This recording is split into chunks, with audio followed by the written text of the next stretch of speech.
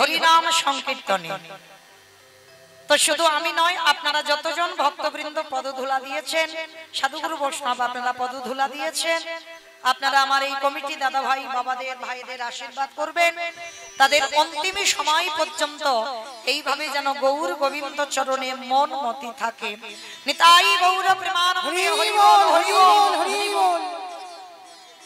কারণ বাবা, আগে আমার মতে মনে হয় কীর্তনের প্রারম্ভে আগে যাদের উদ্যোগে কীর্তন হয়, আগে বাবা তাদেরকে প্রণাম দিতে হয়। কেন না? আগে জানতে হবে বাবা, এটা কলিযুগ, আর কলিযুগে তো যাগযজ্ঞ নয়, ব্রত পূজা নয়, ধ্যান তপস্যা নয়।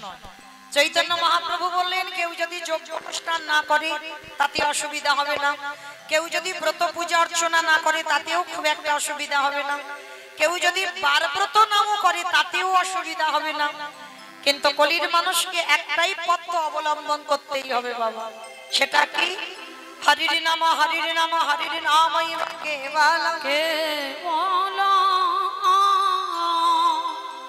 কলম নাস্তে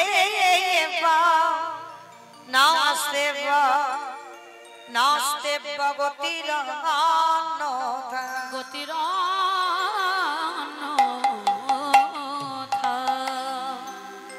কলির মানুষের হরিনাম ছাড়া কোনো গতি নাই, কোনো গতি নাই, কোনো গতি নাই।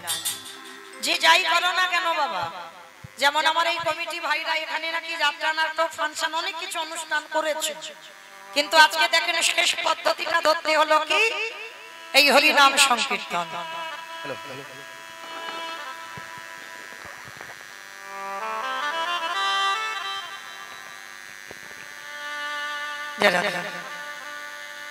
আমাদের শেষ পদ অবলম্বন করতে হলো বাবা হরিনাম।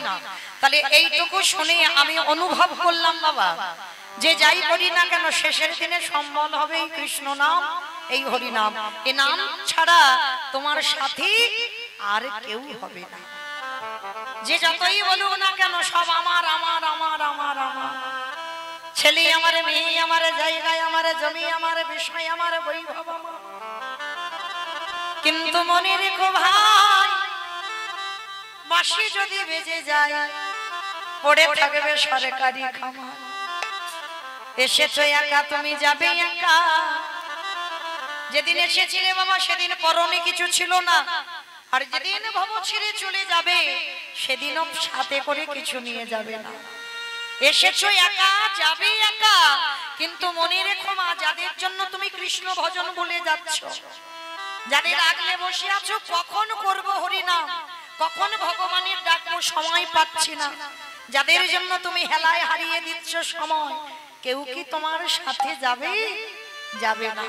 তাহলে শেষের দিনে তোমার সঙ্গী হবে কে? এই যে এতদিন ধরে আমার কমিটি দাদা ভাইরা কত বছর ধরে যাত্রা নাটক ফাংশন করলো, কিছু কি সাথে গেল? গেল না। তাহলে শেষের দিনে সাথী হবে কে? এই হরিনামে যাবে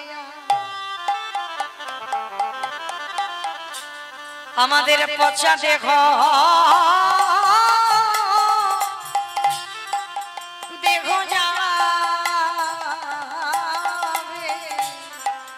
যেদিন তুমি ভাবো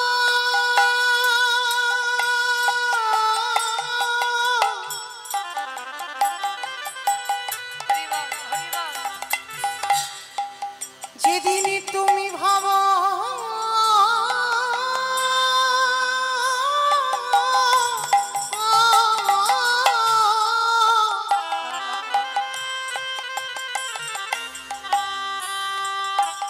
যেদিনে তুমি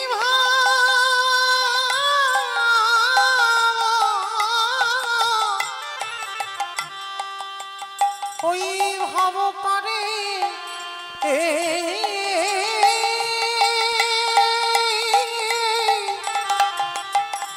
পারে যা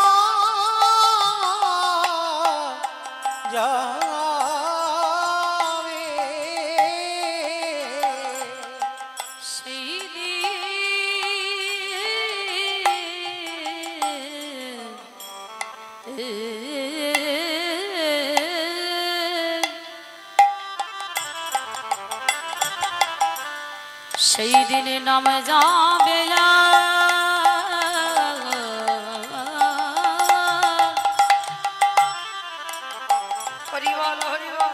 আমাদের পচা দেহ ও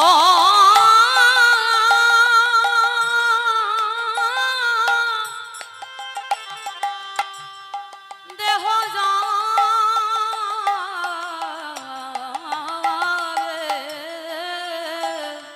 আমরা সময়ে থাকিতে কৃষ্ণ ভজন করিলাম না শুধু আশা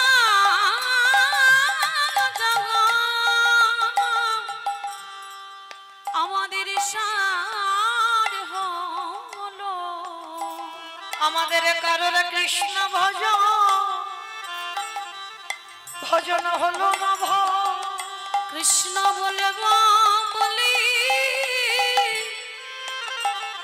এইভাবে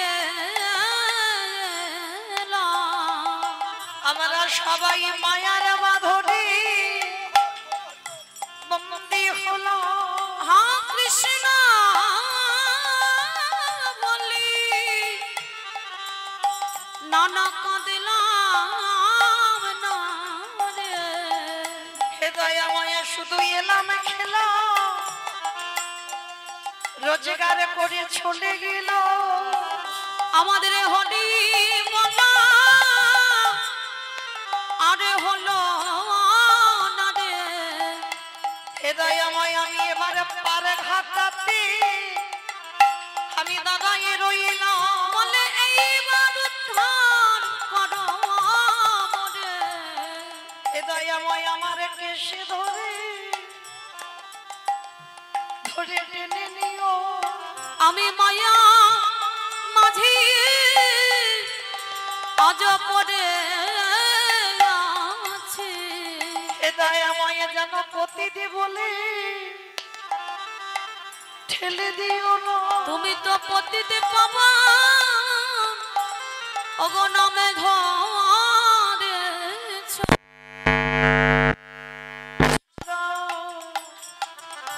ছড়া করো না হে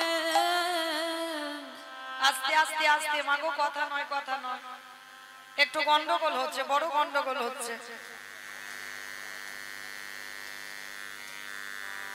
সবার মাইকটা প্রবলেম হচ্ছে কেন দাদা বক্সের এত আওয়াজ হচ্ছে নাকি বুঝতেই পারছে না হরি বল জয় রাধে এই জগতে মায়েরা যদি ভজন করতে হয় বাবা একটু সকাল সকাল ভজন করতে হবে কারণ আপনারা জানেন শিশুকালে কৃষ্ণ ভজে কৃষ্ণ পাবার আসে কৃষ্ণ পাবার আসে ওগো যৌবন কালে কৃষ্ণ ভজে আসিবা না আসে আসিবা না আসে ওগো বৃদ্ধ কালে কৃষ্ণ ভজে জমের তর আসে মাইরা কীর্তন শুনলে হবে না একটু হৃদয়ঙ্গ করতে হবে সকাল সকাল ভজন করতে বলছি আবার বলছি শিশুকালে কৃষ্ণ ভজে কৃষ্ণ পাবার আসে যৌবনেতে কৃষ্ণ ভজে আসে বা না আসে বৃদ্ধকালে কৃষ্ণ ভজে জমের তর আসে কিন্তু মহাজনেরা বলছেন সকাল বেলাটা হলো বাবা দেহতত্ত্বে আমাদের কুড়ি ফুল যেমন কুড়ি ফুল তুলে গোবিন্দ সেবাই দেওয়া যায় না বাবা কুড়ি ফুল ভজনের অধিকার পায় না অমাইরা কুড়ি ফুল সম বাল্যকাল এই ছোট ছোট ছেলে মেয়েরা বসবে কীর্তন আসরে মা কিন্তু ওদের কি অত অভিজ্ঞতা আছে কীর্তন সম্পর্কে অভিজ্ঞতা নাই কারণ আমরা তো আর সেই ধ্রুবের মা হতে পারিনি আর প্রহ্লাদের মা হতে পারিনি বাবা হরি বল এই ধ্রুব বলো আর প্রহ্লাদ বলো বাবা এমনি এমনি কৃপা পাইনি জানো ধ্রুব 5 বছরে কৃপা পেয়েছিল আর কৃপা পেয়ে বাবা ধ্রুবের মনে একটা অহংকার জন্মেছিল ভালো করে শুনবেন কথাটা যে ভাগবতে ধ্রুবের চরিত্র আমরা শ্রবণ করি সেই ধ্রুবের 5 বছর বয়সে ভগবানের নারায়ণের কৃপা পেয়েছিল আর কৃপা পাবার পরে বাবা ধ্রুবের মনে একটা অহংকার জন্মেছিল কি অহংকার না দেখো জগতে আমি 5 বছর বয়সে আস্তে আস্তে আস্তে এত কথা বলছো কেন সামনে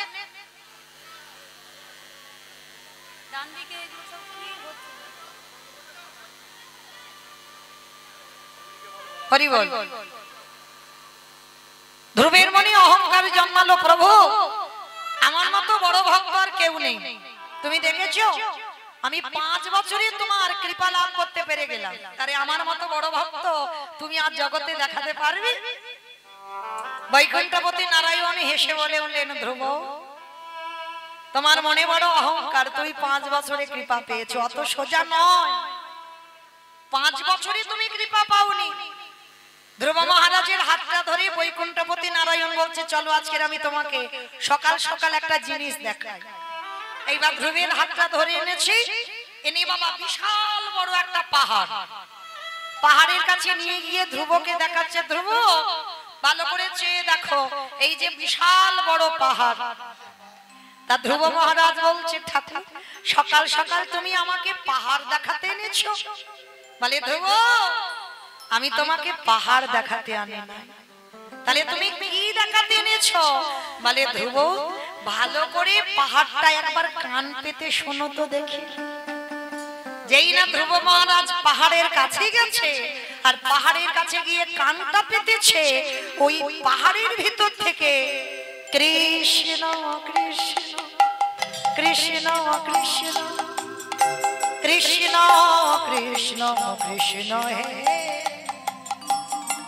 কৃষ্ণ কৃষ্ণ কৃষ্ণ কৃষ্ণ কৃষ্ণ দেখা দাও হে, কৃষ্ণ কৃষ্ণ কৃষ্ণ কৃষ্ণ কৃষ্ণ কৃষ্ণ কৃষ্ণ হে, কৃষ্ণ কৃষ্ণ কৃষ্ণ কৃষ্ণ কৃষ্ণ দেখা দাও হে।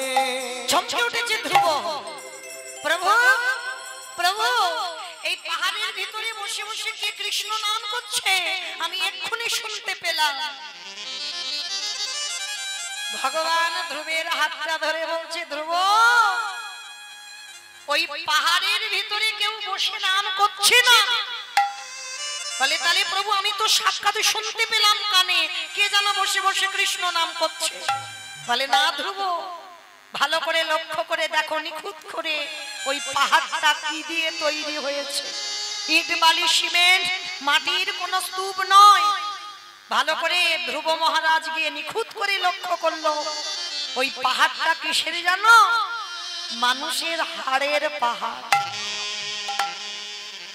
একটা মানুষের হাড় গুছাতে গুছাতে হাড়ের পাহাড় তৈরি হয়েছে।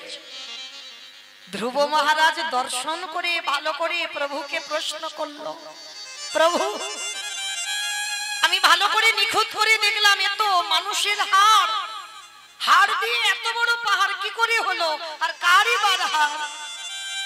বলে, ধ্রুব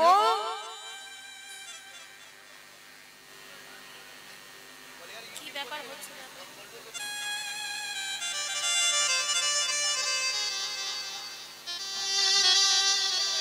আস্তে, আমার এই ডান দিক থেকে এত আওয়াজ আসছে কেন? একটু আস্তে কথা বলেন। আপনারা যদি কথা বলবেন তাহলে আমি গান গাইবো কি করে, এত কথার আওয়াজ আসছে। যারা কথা বলছেন একটু সরে গিয়ে কথা বলেন। কমিটি ভাইদের কাছে আমার অনুরোধ, একটু বাইরে গিয়ে কথা বলেন। নিতাই গৌর প্রেমানন্দে হরি বল হরি বল। কারণ বাবা এটা তো কীর্তন, ভাবছো তো হলে কীর্তন হয় না। কারণ এটা অন্য অনুষ্ঠান হলে আজে বাজে কথা কানে এলে তাহলে হয়, কিন্তু কীর্তন হয় না। কারণ তো অনেক অর্থ অনেক খরচ করে তবে বাবা একটু ভাব পাওয়া যায়, আর যদি আজে বাজে কথা আসে তো তখন অসুবিধা হয়ে যায়। চরণ ধরি বলবে একটু গন্ডগোল করেন, একটু বাইরে গিয়ে করেন। হরি বল। তা ধ্রুব মহারাজ যেই না প্রশ্ন করেছে, প্রভু এ তো মানুষের হাড়। বলে, হ্যাঁ ধ্রুব ওই মানুষের হাড়ের ভিতর দিয়ে কৃষ্ণ নামের প্রতিধ্বনি পাচ্ছে।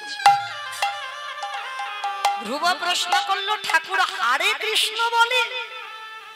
এটা কোনোদিন হতে পারে যে মানুষের হাড় কৃষ্ণ নাম বলবে? কি করে বলবে? বলে, বলে ধ্রুব বলে। কারণ এই জগতে ত্রিলোকের বড় বৈষ্ণব যিনি হচ্ছেন বাবা ভোলানাথ, আর এই ভোলানাথের গলায় ছিল বাবা হাড়ের মালা। হরি বল। এই হাড়ের মালা বাবা কোন হাড়ের মালা? যেমন তেমন হাড় নয়, মানুষের হাড়, তবে যে কোনো মানুষ নয়। বাবা ভোলানাথ তো বৈষ্ণব। কোন ভক্ত যদি দেহ ত্যাগ করবার সময় হয়, বাবা সেই ভক্তের দরজায় গিয়ে দাঁড়িয়ে থাকে। যে কোনো মানুষের হাড় বাবা গলায় পড়ে না। বাবার তো সব থেকে প্রিয় জায়গা হচ্ছে বাবা শ্মশান। কেন শ্মশানে থাকে জানো? মরা পুড়িয়ে যখন ছাইগুলো ফেলে চলে আসে, বাবা ওই ছাই বর্ষগুলো মাই গায়ে মাখে। তবে যে কোনো ছাই নয়, যদি কৃষ্ণ ভক্ত দেহ রাখে, সেই কৃষ্ণ ভক্তের ছাই বাবা সারা গায়ে মাখে। নিতাই গৌর হরি বল, হরি বল, হরি বল। আর ওই ছাই খুঁজতে খুঁজতে যদি এক টুকরো হাড় পেয়ে যায়, বাবা জানে কৃষ্ণ ভক্ত যদি দেহ রাখে, যদি এই জগতে কোনো ভক্ত কৃষ্ণ নাম বলতে বলেলে,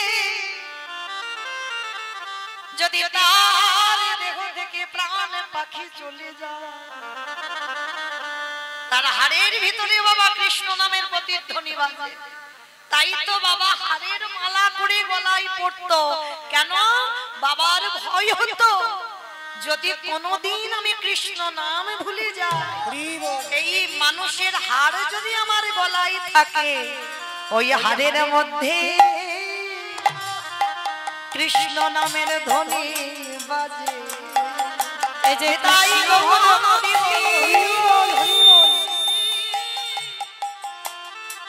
এই যে কৃষ্ণ ভক্তে হাড় বটে, এই হাড়ের মধ্যে কৃষ্ণ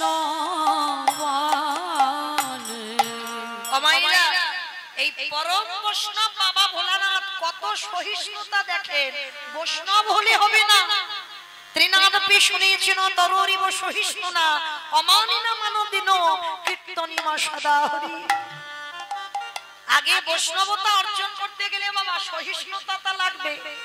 যেমন দেখেন গাছ দাঁড়িয়ে থাকে, এই এত রোদ এত গরম, কোনদিন গাছ তো বলে না আমার একটু এসি লাগিয়ে দাও, বলে না আমার একটু গাছের গায়ে পাখা লাগিয়ে দাও।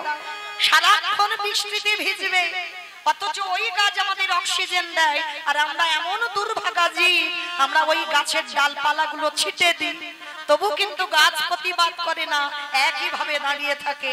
কত কষ্ট সহ্য করে। বৈষ্ণব যদি হয়েছো, আগে তোমার আচরণটা ওই রকম হতে হবে, তবেই তুমি বৈষ্ণবতা অর্জন করতে পারবে, তার আগে নয়। তো আজকের বাবা ভোলানাথ আপনারা জানেন, সমুদ্র মন্থন করে ভালো ভালো জিনিসগুলো যখন উঠেছিল, দেবতাগণ আর অসুরগণই সব ভাগাভাগি করে নিল।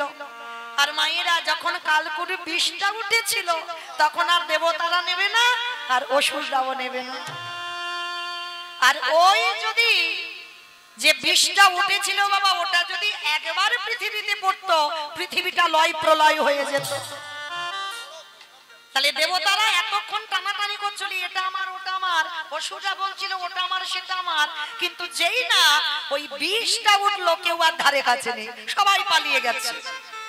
পরম বৈষ্ণব মনে মনে ভাবলেন, মৃত্যু যদি হয় আমি মরব, কিন্তু জগতে যেন সবাই ভালো থাকে।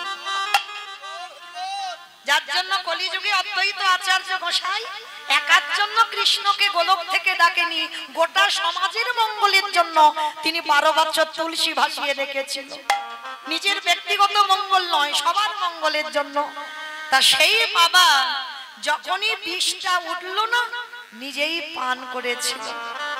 নারদ মুনি প্রশ্ন করেছিল বাবা ভোলানাথকে, আচ্ছা ভোলানাথ, তুমি যে বিষটা খেলে, আচ্ছা বিষটা খাওয়ার পর তোমার ওই কণ্ঠে আটকে গেল কেন?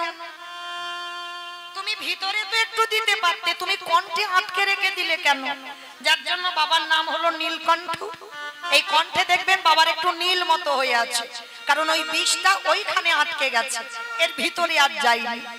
তা নারদ মুনি তো বড় চালাক, প্রশ্ন করেছিল ভোলানাথকে, বলো ভোলানাথ, ত্রিদেবের মধ্যে তুমি একটা দেব, তাহলে বলো ওই যে বিষটা উঠলো তুমি কণ্ঠে ধরলে, ভিতরে দিলে না কেন? বলে ওহে দেবর্ষি,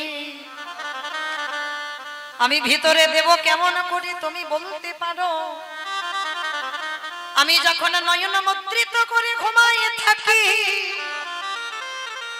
আমি দেখি আমার হৃদয়ে মাঝে গোবিন্দ দাঁড়ায় আছে। যখন আমি চলাফেরা করি দেখি আমার হৃদয়ে গোবিন্দ বাসা বেঁধে আছে। যখন আমি ধ্যানস্থ হয়ে যাই তখনই দেখি গোবিন্দ আমার হৃদয়ে আছে। তাহলে বলো দেবর্ষি, যে হৃদয়ে আমার ভগবান বাস করে, বলো বলো না রো, সেই হৃদয়ে কেমন করে বিষ তুলে দেব? তাই আমি কণ্ঠে আটকে রাখলাম, কেন জানো? আমি কষ্ট পাই পাবো। এই জগতে প্রতিটা ভক্তের হৃদয়ে আমার গোবিন্দ দাঁড়ায় আছে। বিষ যদি আমার হৃদয়ে যায় তাহলে আমার গোবিন্দ বড় বড় ব্যথা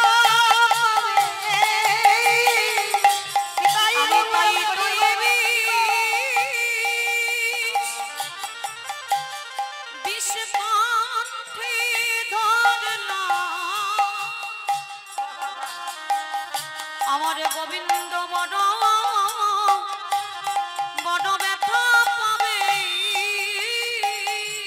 তাই তো নারদ তোমার চরণ ধরে বলি,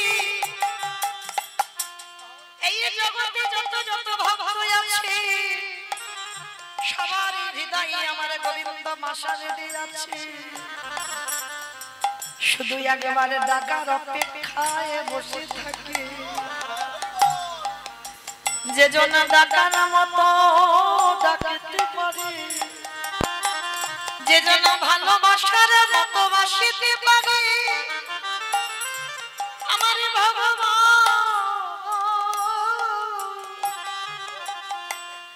পৃথিবীর যেখানে থাকুক না কেন, সে যে ভক্তির ডাকে আমারে দয়াল ছুটিয়া, যে জনে কাঁদা প্রাণী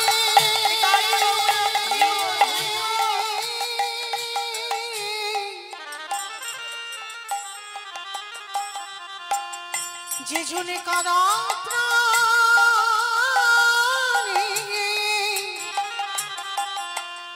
একেবারে ডাকারে মতো তারে ডাকিতে পারে। সেই ভক্তের ডাকে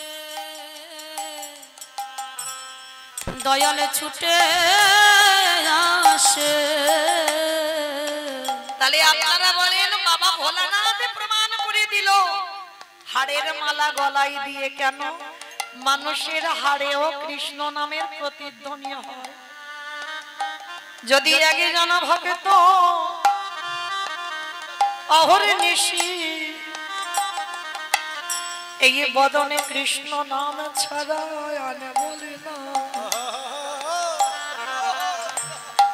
যে জন কৃষ্ণ নাম ছাড়া আনে জানে না, সেই ভক্ত যদি কোনদিন দেহ রাখে, সেই ভক্তের মৃত্যুর পরেও সেই ভক্তের ওই মরা দেহের যদি হার নেওয়া যায়, সেই হারে কৃষ্ণ কৃষ্ণ কৃষ্ণ বলে। যে জনে কৃষ্ণ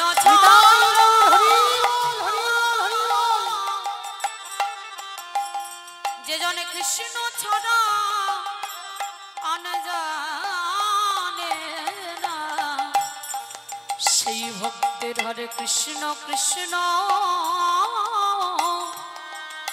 কৃষ্ণ বলে। এই জগতে ভক্ত যদি হতে চাও তাহলে কি করতে হবে জানো? ভক্তের পদ ধুলা গড়াবো ধুলা গায়ে মাখো,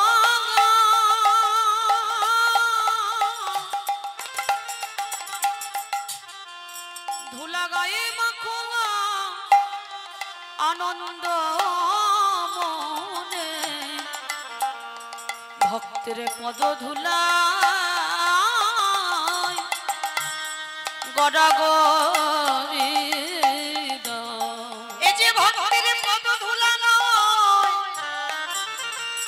বিপদ রেণু কি গো এই ধুলা মেখেছিল নন্দের বেটা কানু আমারে ভগবান ভক্তির পদ ধুলা পাবানের জন্য তাদের যুগে যুগে ছুটে আসা ভক্তির পদ ধুলা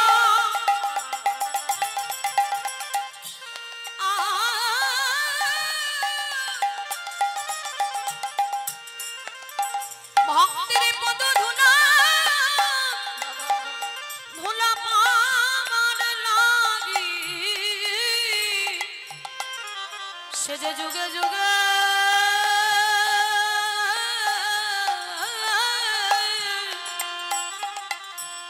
ভগবান হয়ে ছুটে আসে আসে তাহলে সেই বাবা ভোলানাথ জগৎকে শেখালো কৃষ্ণ ভক্ত যদি মারা যায় তার এই দেহের হাড় পর্যন্ত কৃষ্ণ বলে সেটা প্রমাণ ভগবান ধ্রুবকে বলছে ধ্রুব এই যে হাড়গুলো দেখতে পাচ্ছ এটা মানুষের হাড় ধ্রুব প্রশ্ন করলো প্রভু গো তুমি একেবারে বলে দাও সে কত বড় ভক্ত যে ভক্তের হাড়ে এখনো কৃষ্ণ নামের প্রতিধ্বনি বাজে বৈকুণ্ঠপতি নারায়ণ বললেন ধ্রুব এক জন্মের সাধনাতে আমার পাওয়া যায় না কোটি কোটি জন্মের সাধনা যদি না থাকে কি গো মাইরা এই যে আপনারা কত বয়স জ্যেষ্ঠ বা জ্যেষ্ঠা বসে আছেন আপনাদের চরণে আমি অনেক ছোট অনেক কনিষ্ঠা তাহলে এই জায়গায় দাঁড়াবার সাহস কি বাবা এক জন্মে হয়েছে এই যে গুরুজনদের সামনে দাঁড়িয়ে কীর্তন গাওয়া এ ক্ষমতা বাবা এক জন্মে সাধনা নয় অনেক জন্মে সাধনা আছে তারপরেই তো আপনাদের চরণে দাঁড়াতে পেরেছে তা ধ্রুব মহারাজ 5 বছরে কৃপা পেয়েছিল কেন নারায়ণ বলছে শোনো ধ্রুব এই যে হাড়গুলো দেখছো না এই যতগুলো হাড় সবকটা হাড়ই তোমার দেহের হাড় ধ্রুব শোনা মাত্র চমকে উঠেছে ঠাকুর আমার দেহের হাড় বলে হ্যাঁ ওগো ধ্রুব মহারাজ যতবার তুমি পৃথিবীতে এলে ততবার তুমি কৃষ্ণ ভক্ত হয়ে জন্মেছো আরে যতবার তুমি দেহ ত্যাগ করেছো তোমার দেহটাকে নিয়ে যখন শ্মশানে যেত আর আমি ভগবানের রাতের অন্ধকারে গিয়ে এক টুকরো হাড় যদি পেয়ে যাই আমি ভগবান হয়ে কি করতাম জানো তোমার ওই প্রতিটা জন্মের একটা একটা করে হাড় গুছাতে গুছাতে আজ হাড়ের পাহাড় তৈরি হয়েছে তাহলে অনুভব করে দেখেন বাবা কত জনম মরলে বাঁচলে তবে একটা হাড়ের পাহাড় তৈরি হয় প্রতি জন্মে একটা একটা করে হাড় নিয়েছে ভগবান গুছিয়ে রেখেছে আর সেই হাড়ের পাহাড় ধ্রুবকে দেখালো এইবার ধ্রুবের চৈতন্য হলো হে দয়াময় আজ আমার চেতনা হয়ে গেল এক জন্মেতে তোমায় পাওয়া যায় না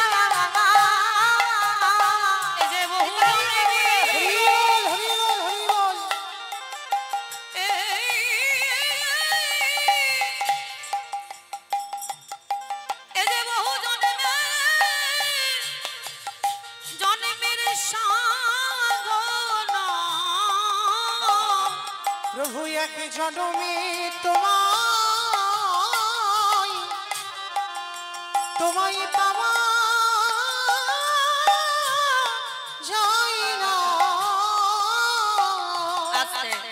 তাহলে মায়েরা আজকে সেই ধ্রুব মহারাজ প্রমাণ দিয়ে দিল যে এক জন্মের সাধনায় কৃপা হয় না কোটি কোটি কোটি জন্মের সাধ্য না হলে তবেই বাবা গৌর গোবিন্দ কৃপা হয় নিতাই গৌর প্রেমানন্দে তাহলে এই কথাটা বলার কারণ কি কীর্তনের প্রারম্ভে যে ভাইদের উদ্যোগী আজকের কীর্তন আশীর্বাদ করবেন ওদের যেন এই রকম এতদিন যে অনুষ্ঠান করেছে সেই অনুষ্ঠান ভুলে গিয়ে আজকের কীর্তনে যোগ দিয়েছে তাহলে বুঝলাম কি শেষের দিনে যতই বাবা নাচানাচি করো না কেন যতই ধুমধাড়াক্কা ঢাকা বাজনা বাজাও না কেন, কিছু তোমার সাথী হবে না, সাথী হবে এই কৃষ্ণ নাম হরির নাম।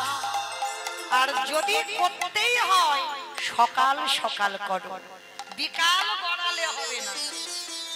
কি বাবা বিকাল গড়ালে হবে? দন্ত পড়ে যাবে, কেশে পেকে যাবে, শরীরের চামড়া গুলো আলাদা হবে। ওই হরি বলে বলা হবে না, তখন জিহ্বাতে হবি বলে উচ্চারণ হবে। ওই ফুল গোবিন্দ সেবায় আর লাগবে না, আন্নিক করতে বসলে শরীর অলস হয়ে যাবে। হরি বল, তাহলে এ ফুল গোবিন্দ সেবা লাগবে না, তাহলে সেবা কোন ফুল দেবে? আজকের ফোঁটা ফুল। আর আজকের ফোঁটা ফুল সম আমার যৌবন কাল। গোবিন্দ বললেন রাধে গো আমি যৌবনে বড় ভালোবাসি, বলি ওগো প্রেম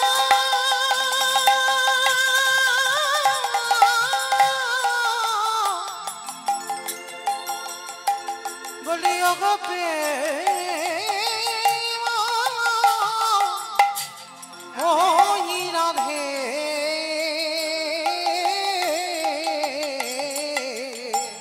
রাধে আমি যৌবন বড় বড় ভালো ভালোবাসি। তাহলে চলেন আজকে আমরা সবাই সেই যৌবন কালে গোবিন্দ সেবা করব, গোবিন্দ পূজা করব। তবে বাবা একটু নদিয়ায় তো যেতে হবে, কি মাইরা হবে না? সংকীর্তন পিতা শ্রীকৃষ্ণ চৈতন্য, সংকীর্তন যজ্ঞী তারি যেই ভজে সেই বড় ধন্য। যুগ ধর্ম প্রবর্তক নাম সংকীর্তন, চারি ভাব ভক্তি দিয়া নাচাইনু ভুবন। আপনি ভক্ত ভাব করি অঙ্গীকার, আপনি না করলে ধর্ম জীবের শিখানো না যায়, আপনি আচরি ধর্ম জীবের শিখায়। এই তো সিদ্ধান্ত পিতা ভাগবতে গায়। এই মত কলিকালে প্রথম সন্ধ্যায় অবতীর্ণ হলেন কৃষ্ণ, আপনি নদী আয়। হরি হরি বল হরি বল হরি বল। তাহলে চলেন আমরা সবাই যাব নদিয়ায়। কি মাইরা সবাই যাবেন তো? বাহ, হ্যাঁ মা, সবাই যদি চলে যায় তাহলে কীর্তন কাকে নিয়ে হবে? একা একা কীর্তন হয়? কখনো হবে না। একা একা যদি কীর্তন হতো বাবা, সত্যযুগে ভগবান চার নারায়ণ হয়ে খেলা করেছিল, ত্রেতা যুগে চার ভাই হয়ে খেলা করলো, দাপার যুগে 12 জন প্রধান 12 জন উপপ্রধান, মানে মোট 24 জন বন্ধু নিয়ে খেলা করলো, কিন্তু খেলায় সুখ হলো না। কেন? ভগবান বলছে এই গুণাগত মানুষ নিয়ে খেলে আনন্দ হচ্ছে না, এবার খেলোয়াড়ের সংখ্যাগুলো একটু বাড়াতে হবে, মানে অগন্তি, মানে হিসাব থাকবে না। যার জন্য কলিযুগে চৈতন্য মহাপ্রভু যে খেলাটা খেলছে, হরি বল বাবা, এই খেলাতে কোনো হার জিত হয় না। মানে দেখবেন ফুটবল বলো, ক্রিকেট বলো, কবাডি বলো, যে কোনো খেলা এক পক্ষ হারে এক পক্ষ জেতে, কিন্তু এই খেলাতে যারা যোগ দেয়, বলি দেখো দেখো সবাই বলে সবাই যেতে, বলি সবাই বলে এ খেলাতে যারা খেলে তারা সবাই যেতে। খালি মাইরা এই খেলায় আমরা কেউ হেরে যাব না, সবাই জিতে যাব। আর এই খেলার ধরনটা কেমন জানো? বলি ধরা ধরি আর জড়া জড়ি, বলে ধরা ধরি তাই বউরা ধরি বলে ধরা ধরিয়া ঝরা যদি বলে এদি ভক্তি ভক্তির প্রেমে গড়া গড়ি। এই যে ধরা ধরিয়া ঝরা যদি। আসতে আমাইরা খেলাটা বুঝতে পেরেছো? জড়া জড়ি আর ধরা ধরি, মানে এখানে ছোট বড় কিন্তু বিচার নাই। কি করে জানো? আজ পিতা ধরে পুত্রের পাই, দেখো পিতা ধরে দেখো পিতা ধরে পুত্রের পায়ে। এই হরি নামে নামের আনন্দেতে। দেখো পিতা ধরে পুত্রের পায়ে। আসতে যে যদি বলেন কেন, এই যে আমি কীর্তন করছি বাবা, অনেকের তো সন্তান সম, অনেকের ভগ্নী সম, অনেকের ছোট, কিন্তু আটকানো যাবে কি? হরিবাসরে দাঁড়িয়ে বাবা সবাই চরণে পড়ে যায়। মহাপ্রভু বললেন এইটা হচ্ছে কলিযুগের খেলা, মানে জড়াজড়ি ধরাধরি, পিতা পুত্রের পায়ে ধরবে, পুত্র পিতার পায়ে ধরবে, এটাই হচ্ছে খেলা। আর এখানে সংখ্যা অগন্তি, কি বাবা গোনা কত আছে এখানে হিসাব করে রেখেছি, যে এই হরিবাসরে মানে 100 জনের বেশি থাকা যাবে না, হবে কি? হবে না। এখানে খেলোয়াড়ের সংখ্যা অগন্তি। তাহলে চলেন সবাই আমরা একসঙ্গে খেলবো। আর খেলার ধ্বনিটা কেমন জানো? ওগো জয় জয়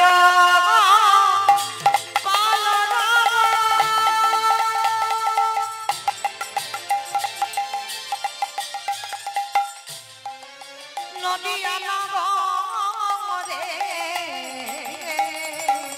ওগো জয় জয়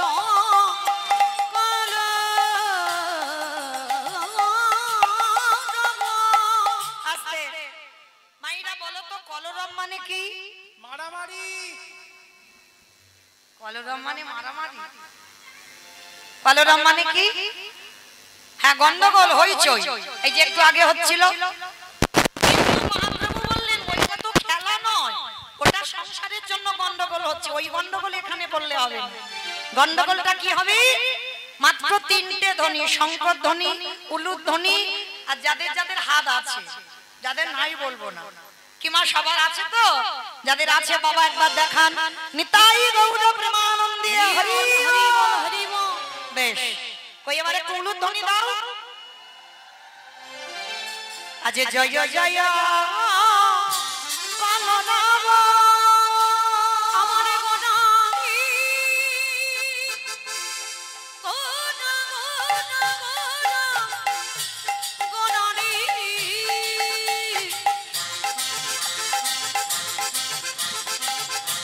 গোনা গোনা গোনা গোনানি গোনা গোনানি ওই নদিয়ার চাঁদ গোনা আমার প্রাণে গোনা আজি জয় জয় কলা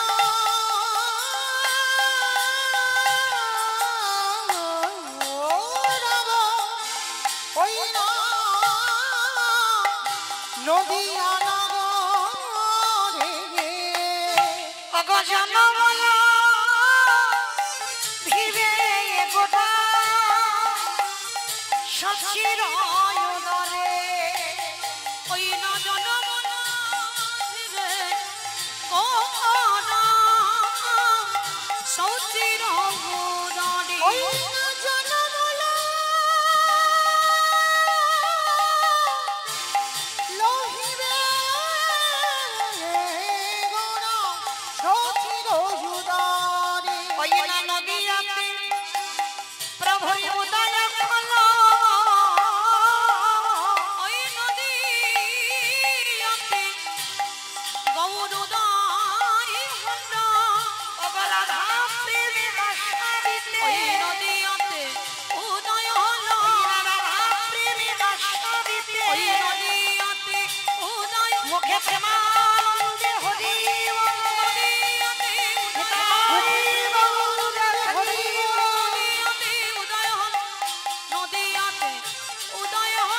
এবার জনমল ভিবে ঘোরা সচির উদরে। তাহলে কৃষ্ণ কলিযুগে গৌরাঙ্গ হলো, আর গৌর হয়ে এসে নদিয়ার মাটিতে কি করছে? যাকে দেখতে পাচ্ছে বাবা ছোট বড় বিচার করছে না, পা দুটো জড়িয়ে ধরে বলছে তোরা একবার কৃষ্ণ বল। আচ্ছা বাবা, এই জায়গাটা খুব মন দিয়ে শুনবেন কেমন? একটা 24 বছরের ছেলে 60 বছরের মায়ের পা ধরতেই পারে, এতে অসুবিধা নাই। 24 বছরের ছেলে 80 বছরের বাবার পায়ে ধরতেই পারে, এতেও অসুবিধা নাই। কিন্তু সেই 24 বছরের ছেলে কিনা বিশ্বের স্রষ্টা মালিক ভগবান, তিনি কেন বাবা ধুলাই গড়াগড়ি দিয়ে বলছে তোরা একবার কৃষ্ণ বল। ভগবান সত্য যুগে সিংহাসনে বসলো, ত্রেতা যুগে 14 বছর কাটিয়ে বন থেকে এসে সিংহাসনে বসলো, দাপরেতে মথুরার রাজা, বৃন্দাবনের রাজা, দ্বারকার রাজা হলো। কিন্তু কলিযুগে ভগবান কাঙাল হলো কেন? শুধু কাঙাল হলো না, লোকের দাঁড়ে দাঁড়িয়ে গিয়ে হরিনাম দিচ্ছে। শুধু হরিনাম দিচ্ছে না, যে নিতে চাইছে তাকে দিচ্ছে, যে নিতে চাইছে না তার দুটো পা জড়িয়ে ধরে বলছে কৃষ্ণ বল। কারণটা কি? ভগবান হয়ে 3 যুগে বড় লোক হলো, আর কলিযুগে কাঙাল হলো কেন? এই কেনর কথা জানতে গেলে মা একটা কথা শুনতে হবে। ভালো করে কথাটা শুনে প্রশ্নের উত্তর দেবেন, কেমন? আচ্ছা, আপনার পাশ বাড়ির সঙ্গে খুব ঝগড়া, মানে ঝগড়া বলা ভুল বাবা, মারামারি হয়ে গেছে, খুনোখুনি হয়ে গেছে, থানা পুলিশ হচ্ছে, মামলা পর্যন্ত চলছে, মানে পাশে, মানে সকাল হলে মুখ দেখা দেখি হয়। আচ্ছা, ধরো সকালবেলা ঘুম থেকে উঠেছো, ঘুম চোখটা খুলে তুমি একটা ভালো শুভ কাজে যাবে, হঠাৎ যদি সেই শত্রু তোমার সামনে পড়ে যায়, অমাইরা তাকে সত্যি করে বলবে প্রণাম করেই তবে তুমি যাবে শুভ কাজটাই। বাহ, তাকিয়েই দেখবো না, সঙ্গে সঙ্গে ওইখানে দুম করে মাথায় হাত দিয়ে বসে পড়বে, হায় হায় হায় হায়, আমার দিনটা মাটি হয়ে গেল। কি মা বলবে না? যদি বা যেত সে আবার ঘরে ঢুকে যাবে, কারণ শত্রুর মুখ দেখেছে, আর শত্রুর মুখ দেখলে আমাদের যাত্রা অশুভ হয়। কি মাইরা, এটা তো আমাদের ধারণা, শুধু আপনাদের নয়, সবার এখানে প্রত্যেকটা মানুষের ধারণা শত্রুর মুখ দেখে শুভ কাজে গেলে যাত্রা অশুভ হয়। তাহলে এটা যদি ঠিক হয় তাহলে তো বাবা মহাভারত মিথ্যা হয়ে যাবে। ভগবান মহাভারত বলো, রামায়ণ বলো বাবা, সবটাই তো জীব শিক্ষা, সমাজ গঠন করেছে। রামায়ণ বা মহাভারত সমাজটাকে গঠন করতে চেয়েছে। কি রকম? যেমন ধরুন রামায়ণের দিকে তাকিয়ে দেখেন, রঘুপতি রামচন্দ্র রাজা হয়ে কিন্তু শিখিয়েছে দেশের একজন রাজা হতে গেলে তার নীতিটা কেমন হওয়া উচিত। রামচন্দ্র রামায়ণে শিখিয়েছে। রামচন্দ্র শেখালো একজন সন্তান হয়ে একটা পিতামাতাকে কেমন করে ভালোবাসতে হয়। রামচন্দ্র শেখালো একজন বড় দাদা হয়ে ছোট ভাইকে কেমন ভালোবাসতে হয়। রামচন্দ্র শেখালো একজন স্বামী হয়ে তার স্ত্রীকে কেমন করে ভালোবাসতে হয়। আর মহাভারত আজকের এটাও শেখালো শত্রুকে বড় জায়গা দাও। আর এখানে যত যত ভক্ত আমরা উপস্থিত আছি, যারা দাঁড়িয়ে আছো, যারা বসে আছো, আমি কীর্তনিয়া সম্প্রদায় প্রত্যেককে বলবো, আমরা যত যত জগতে ভক্ত আছি, শত্রুকে বড় জায়গা যে দিতে পারবে তা সব কাজ বাবা জয় জয়কার হবে, হতে বাধ্য, হতেই হবে। যদি বলো প্রমাণ, আমার মুখের কথা বিশ্বাস করতে হবে না, প্রমাণ তো মহাভারতে যুধিষ্ঠির মহারাজ। কি বাবা, যে পক্ষে কৃষ্ণ রয় সে পক্ষে তো অপমৃত্যু হয় না। তাহলে যাদের সঙ্গে স্বয়ং কৃষ্ণ বর্তমান, কি প্রয়োজন ছিল যুদ্ধে যাওয়ার আগে গান্ধারীর পদধূলাটা নেওয়ার? ছিল কি মা প্রয়োজন? তাদের সঙ্গে তো কৃষ্ণ ছিল, দরকার ছিল না কারোর পা ধুলা। তবু কিন্তু যুধিষ্ঠির মহারাজ যুদ্ধে যাওয়ার আগের দিন কৃষ্ণ দয়াময়কে বলেছিল, কৃষ্ণ তুমি ক্ষণকাল বিলম্ব করো, যুদ্ধে যাব সকাল বেলা, আর যুদ্ধে যাওয়ার আগে একবার আমার বড় মাকে প্রণাম করতে চাই। ভগবান চমকে উঠেছিল, অসম্ভব, যে বড় মা তোমার জীবনে মঙ্গল চাইল না, যে বড় মা তোমার জীবনে ভালো চাইল না, আর তুমি কিনা সবার প্রথমে সেই বড় মা শত্রুর পাপ ধুলা। যুধিষ্ঠির মহারাজ কেঁদে বলল, কৃষ্ণ হরি বল, এইটা যদি অন্য কেউ বলতো আমি মানতাম, কিন্তু তোর মুখে সাজে না ভাই। আমি জানি আমার বড় মা ভালো নয়, আমার বড় মা আমার শত্রু, আমি জানি আমার বড় মা সব সময় ঠাকুরের কাছে মানত করে কবে যুধিষ্ঠির মরবে, কবে ভীম অর্জুন নকুল সহদেব ওদের ধ্বংস হবে, আমার বড় মা সব সময় বলে। তা কৃষ্ণ বলছে, তুমি জানো যদি সেই বড় মাকে প্রণাম করছো কেন? আস্তে আস্তে কথা নয়, বলে প্রণাম করছি কেন জানো? তার একটাই কারণ, কৃষ্ণ তুমি ভুলে যেতে পারো, কিন্তু আমি তো ভুলি না। সে যে আমার বড় মা, আমার মায়ের থেকে আমার বড় মার জায়গাটা আগে।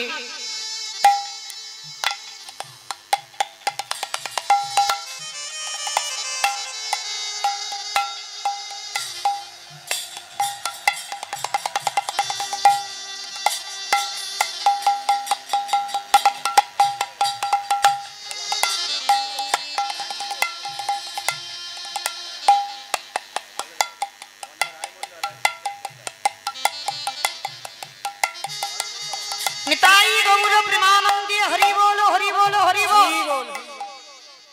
আমার ভক্ত চরণে একটা নিবেদন, অপরাধ নিও না, আমি বললাম বলে কেউ যেন কষ্ট পাবেন না।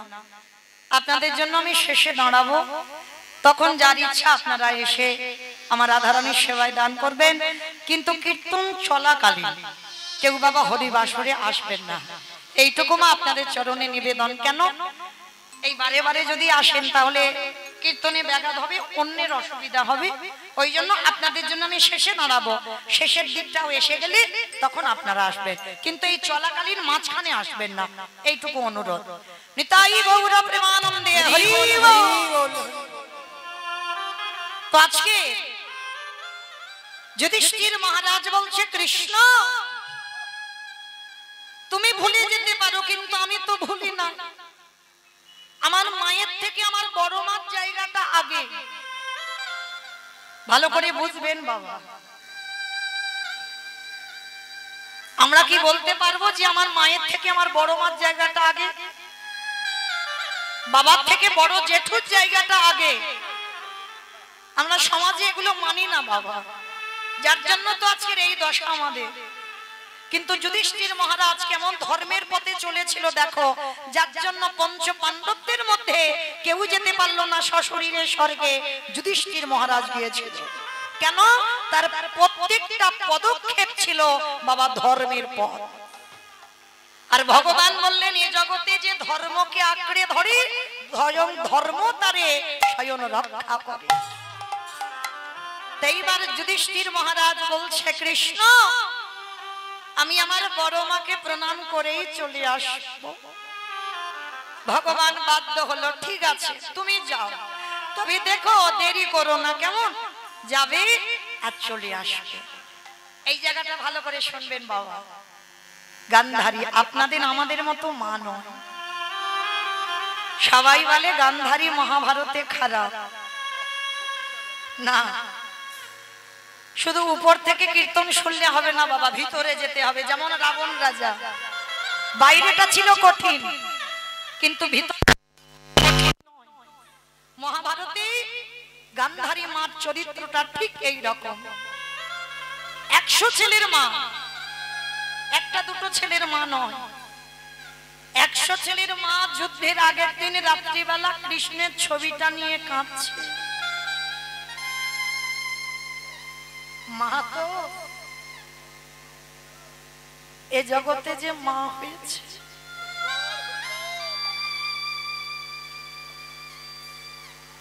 সেই জগতে জানে বাবা আজকে আমার ছেলের মঙ্গল হবে না অমঙ্গল হবে। গান্ধারী 100 ছেলের মা কৃষ্ণের ছবি ধরে বলছে, কৃষ্ণ 100 তুই তো 99 দিতে পারতিস, 99টা অধর্মের করে দিতে পারতিস।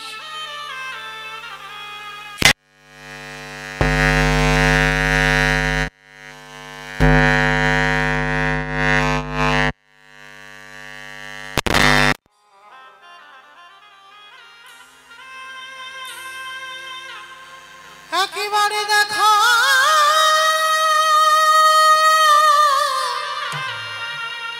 দেখা দে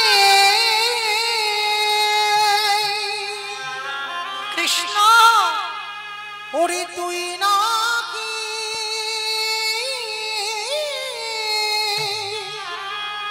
ভক্তে ভগবান।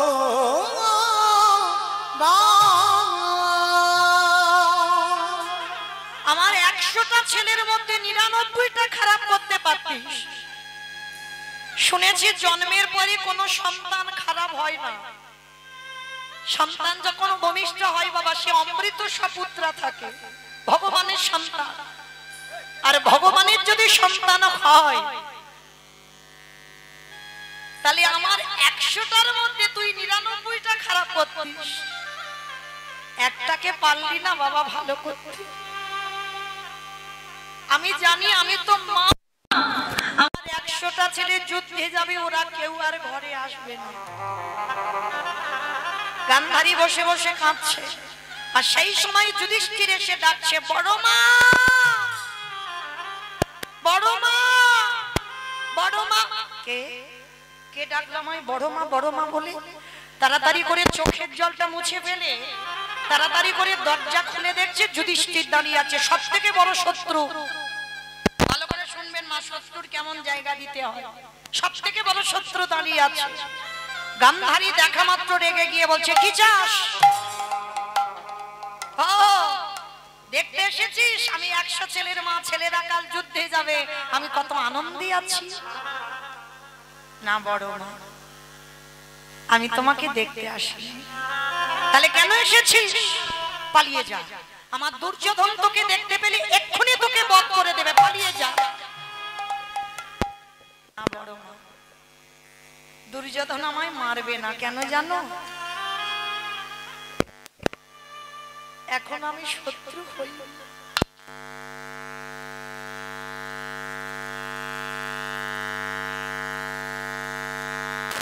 ওরা যখন যুদ্ধে 100 জন দাঁড়াবে, আমরা দাঁড়াবো, তখন আমরা সব থেকে বড় শত্রু হব। তা কেন এসেছিস আমার কাছে রাত্রিবেলা? কালকে সকাল হলে তোকে তো যেতে ক্ষেত্রে, তাহলে আজকে দাঁড়িয়ে আছিস কেন আমার কাছে? কি চাস? বড় মা, এত বড় হয়েছে জীবনে তো তোমার কাছে কিচ্ছুটি চাই না। আজকে জীবনে প্রথমবারই একটা জিনিস চাইবো, তুমি দেবে বড় মা। বল, যদি আমার কাছে থাকে, আমার সাধ্যের মধ্যে হয়, তাহলে দেব। আছে বড় মা, তোমার কাছে আছে বলেই তো আমি এসেছি। ঠিক আছে, যদি থাকে তো দেব, না ওরকম করে বললে হবে না। আগে আমার মাথা ছুঁয়ে বলো, আমি তোমার কাছে যা চাইবো তুমি দেবে। আরে বাবা, মাথা ছোঁয়ার কি আছে? বললাম তুমি দেব, বল কি চাস? না ওরকম করে বললে হবে না, আগে মাথা ছুঁয়ে বলো। গান্ধারী মাথা ছুঁয়ে বলল, বেশ, আমি কথা দিলাম, তুই আমার কাছে যা চাইবি আমি তোকে দেব, দেব, দেব। বেশ, তাহলে বড় মা, তুমি ত্রিসত্য অঙ্গীকারে আবদ্ধ হয়েছ, যেন ভুলে যেও না। আর দিতে যদি হয়, তুমি আমায় একটা ধনী দাও। বল কি চাস? ভগবান,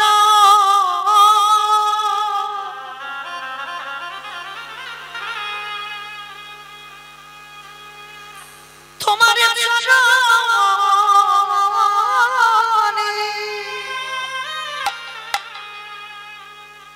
তোমার চরণে আমার একটাই নিবেদন,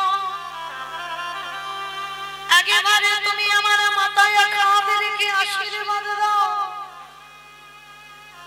যেন কাল সকালে যুদ্ধে গিয়ে তোমার এই যুধিষ্ঠির মৃত্যু হয়ে যায়।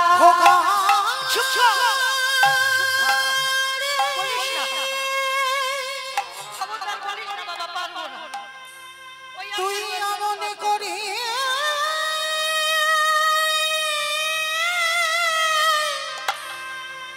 অমনি করে বলি না,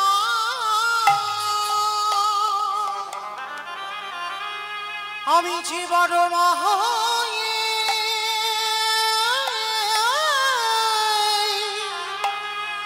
তা বলিতে পারিব না রে। যেই না বলেছে গান্ধারী, আমি তোকে এই আশীর্বাদ দিতে পারবো না। যুধিষ্ঠির বললেন, কেন পারবে না বড় মা? তুমি তো সারা জীবনে ঠাকুরের কাছে মাথা ঠুকেছো, কবে যুধিষ্ঠির মরবে? তাহলে আজকের আমি নিজে তোমার কাছে চাইছি, তুমি কেন দেবে না বলো? ওরে খোকা রে, এই জগতে যদি কোনো প্রকৃত মা হয়ে থাকে, কোন মা জীবনে পারে না ছেলের মাথায় হাত দিয়ে বলতে যে কাল তোর মৃত্যু হয়ে যাবে। হ্যাঁ রে খোকা, আমি তোকে একটা কথা জানতে চাই, বলবি বাবা? এ জীবনে তো কেউ যুদ্ধের আগে মৃত্যু চাই না, তা তুই মৃত্যু চাইছিস কেন? ভগবান এই জগতে বড় দাদা বেঁচে থাকলে যদি কোলের ছোট ভাই মারা যায়, এই জগতে যে দাদা সেই জানে। আরে আমি এই জীবনে পারব না বড় দাদা হয়ে বেঁচে থেকে ওই কোলের ভাই মৃত্যুর দর্শন করে দে। তাই তুমি আশীর্বাদ করো কালকে যুদ্ধে যেন আমার মৃত্যু হয়। আর যেই না যুধিষ্ঠির এটা চাইল, গান্ধারী জীবনে প্রথমবার যুধিষ্ঠিরকে বুকে ধরে বলল, খোকা রে, যে বড় মা জীবনে তোর ভালো চাইনি, সেই বড় মা প্রথমবারে তোরে করিলাম আশীর্বাদ। কি দিলে? বলে যথা ধর্ম ওরে তথা জয় রে, ওরে হরি বল, হরি বল। আমি খাই রে, ওরে যথা ধর্ম তথা জয় রে। কি আশীর্বাদ দিল? যথা ধর্ম তথা জয়, অধর্মের হবে ক্ষয়। দুর্যোধন পিছন থেকে বলল মা গান্ধারীকে, মা তুমি করলে কি? ওটা তোমার ছেলে নয়, ও তোমার শত্রু। বলি ওরে খোকা রে, আমি জানিও আমার শত্রু, কিন্তু আমি নিজে চোখে দর্শন করলাম যাদের সাথে আমার স্বয়ং ভগবান বর্তমানে থাকে, দেখে দেখে তারা জয়ী হয়ে হয়ে ঘরে ফিরিল। নিতাই গৌর হরি বল।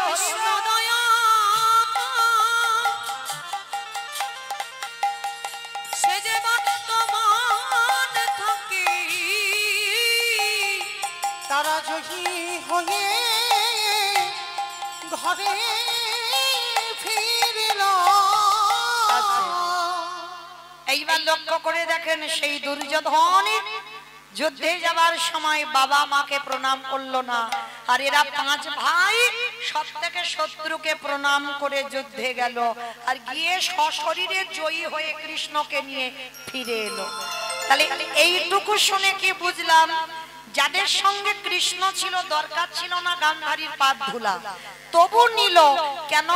সমাজকে যুধিষ্ঠির দ্বারা ভগবান শিক্ষা দিল, শত্রু হলেও যত তুমি কৃষ্ণ ভজন করো, গুরুজনদের পদধূলাটা মাথাতে নিতে শেখো। আর যত তুমি নত হতে পারবে, ততই তুমি উঁচুতে যাবে। আর নত হতে যদি না পেরেছো, কোনোদিন তুমি উঁচু হতে পারবে না। তাই তো ভগবান যুধিষ্ঠির দ্বারা শেখালো, আমার সেই চৈতন্য মহাপ্রভু নবদ্বীপের মাটিতে দাঁড়িয়ে যার জন্য ধুলায় গড়াগড়ি যাচ্ছে, কেন? চাইলে তো পাবে না। কি বাবা, চাইলে দেবে কেউ? যদি ভগবান বলে ভক্ত একটু পাদ ধুলা দাও, ওরে বাবা, আমার পাদ ধুলা যদি দিই তাহলে নরকে যেতে হবে, দেওয়া যাবে না। ওই জন্য ভগবান কায়দা করে চাইলো, কিরকম? ওই ধুলায় গড়াগড়ি যাচ্ছে আর ভক্তের পাদ ধুলাগুলো নিয়ে কৃষ্ণ গায়ে মাখছে। কেহ বলে পুরবিতে রাবণ অবধিলা, কেহ বলে পুনবিতি, আমার গুরু কই? গুরু মাঠে মাঠে। হচ্ছে না আর একটু জোরে দাও কেহ বলে পুরমিতি রাবণ বধিলা কেহ বলে পুনবেতে আমার গোনারি গোনা গোনা গোনা গোনারি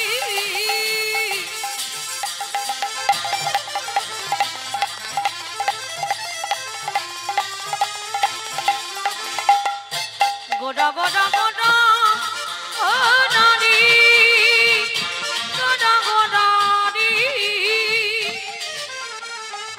নিতাই গৌর প্রেমানন্দে হরি বল হরি বল হরি ওই নদী আদি চাঁদ গোনা আমার প্রাণী গোনা কেহ বলে পুনমিতি রাবণ বধিলা ওগো গোলকের বৈভব লীলা প্রকাশ করিলা ওই গোলকের বৈভব লীলা প্রকাশ করিলা ওই গোলকের বৈভব লীলা প্রকাশ করিলা শ্রী রাধার ভাবে গোটায় অবতাঙ্গা রাধার ভাবে হেবে গোটা গাবুতা হরে শ্রী রাধার ভাবি হেবে গোরায় অবতার রাধার ভাবে গোটা গাবুতা হরে কৃষ্ণ নামে গৌর করিলা প্রচার ওই হরে কৃষ্ণ নাম করিলা প্রচার ওই হরে কৃষ্ণ নামে গৌরী গৌরীরা প্রচার প্রকাশ হলো হরি এইবার লীলা প্রকাশ হলো এইবার লীলা প্রকাশ হলো এইবার লীলা প্রকাশ হলো গোলকের বৈভব লীলা প্রকাশ করিলা বাসুদেব ঘোষ কহে করি জোড়ো হা ওগো জেগে গো সেই কৃষ্ণ সেই তো জগন্নাথ এটা ঠিক করো এটা ঠিক করো আহা বাসুদেব ঘোষে কহে এইবার লীলা প্রকাশ হলো বাসুদেব ঘোষে কহে এই বছর লীলা প্রকাশ বাসুদেব এইবার লীলা প্রকাশ হলো বাসুদেব ঘোষে কহে এইবার লীলা প্রকাশ বাসুদেব ঘোষে কহে এইবার লীলা প্রকাশ হলো বাসুদেব ঘোষে কহে এইবার লীলা প্রকাশ হলো বাসুদেব ঘোষে কহে এইবার লীলা প্রকাশ হলো বাসুদেব ঘোষে কহে এইবার লীলার প্রকাশ লরে ওগো বাসুদেব ঘোষে কহে জানি তাই কমলো কেন সাউন্ড কমাচ্ছো কেন হরে কৃষ্ণ কি হলো চিপচিপ ছিল যে রাধে চলুন এবার আমরা সবাই চলে যাব মধুমাস ধাম বৃন্দাবন ধাম তো মাইরা সবাই দেখি যাবার সময় একবার সবাই মিলে বলেন তো গৌর সুন্দর কি জয় নবদ্বীপ ধাম কি জয় সখী নন্দন কি জয় ধ্বনিটা হলো কি জয় এটাও জয় হরি বল ওমা এটা জয় নয় আমি বললাম ধ্বনিটা হলো কি মানে জিজ্ঞাসা হলো না হরি বল বন্ধ করো তাইবার আচ্ছা মা এই এত এত কীর্তন গাই আপনাদের কাছে মানে আমি যেদিকে তাকাই সব আমার কাছে কাছের ভক্ত মানে আমি কি গাইবো আমার মাথায় আসে না সত্যি কথা বলছি মানে সব জায়গায় গিয়ে হাজির মানে আমি যে কি গাইবো বুঝতে পারি না তো ওই জন্য আগে বলেছি সোনারপুর এলাকায় সব বন্ধ আর আসবো না একটা বছর কারণ এই যে যেদিকে তাকাই সেদিকে যদি সব চেনা ভক্ত হয় তাহলে গাওয়াটা সমস্যা হয়ে যায় তো চলেন আজকে অমাইরা ধ্বনিটা তো ঠিক হলো না এত জোরে ধ্বনি দাও কত দূর যাবে সোনারপুর স্টেশন আর এদিকে চলে যাবে হচ্ছে তেমাতা, ওদিকে চাম্পাহাটি। আচ্ছা সোনারপুর, ওই সোনারপুর গেলে হবে, স্টেশন গেলে হবে, হবে তো? সোনারপুর যাবে তো? বাবা মনে বিশাল জোর আছে, মানে স্পিড আছে, যাবে। আচ্ছা বেশ, কই দেখি সোনারপুর যদি যাই, কই দেখি পিছন থেকে একবার হাত দুটো তোলো তো দেখি, নিতাই চাঁদ গৌর চাঁদের মতো সবাই, যেসব দাদা ভাইরা বাবারা ছড়িয়ে ছিটিয়ে আছে সবাই, ওই কমিটি ভাইরা সবাই একসঙ্গে তোলো। এইদিকে আমার বাবা ঠাকুর যারা বসে আছেন সবাই একসঙ্গে। আমার নাম মৌমিতা ঘোষ, আমার পদে পদে দোষ। হাত তুলিয়ে তবে আমি বাড়ি যাব, তার আগে যাব না।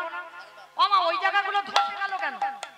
তোলো দেখি সবাই একসঙ্গে বলো, গৌর সুন্দর কি জয় নবদ্বীপে ধাম কি জয় সচিরি নন্দন কি জয় বিষ্ণু প্রিয়া কি জয় নিতাই চাঁদ কি জয় ভক্তবৃন্দ কি জয় হরিবাসর ধাম কি জয় সাধু গুরু বৈষ্ণব কি জয় আপন আপন গুরু চরণ জয় কমিটি ভাই সব কি